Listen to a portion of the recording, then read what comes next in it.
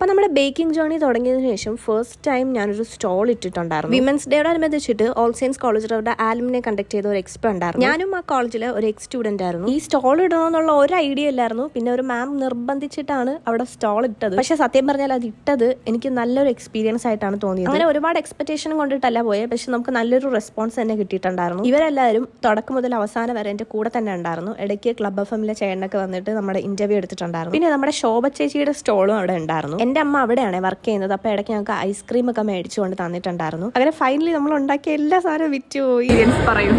Experience ഇതുപോലെ അടുത്ത stall നമ്മളിട്ട് ശംഖുമുഖത്ത്. അടുത്ത സ്റ്റോൾ ഞങ്ങൾ വലിയൊരു കട പ്ലാൻ ചെയ്തിരിക്കുന്നത് ഗൈസ്. അതും ലൊക്കേഷൻ വരുന്നത് ശംഖുമുഖം ബീച്ചിന്റെ അടുത്തായിരിക്കും. നിങ്ങൾ വരണം. അപ്പൊ സപ്പോർട്ട് ചെയ്യുന്നവരെല്ലാം കമന്റ് ചെയ്യണം. ഇതാണ് insta ID. Cake by MJ.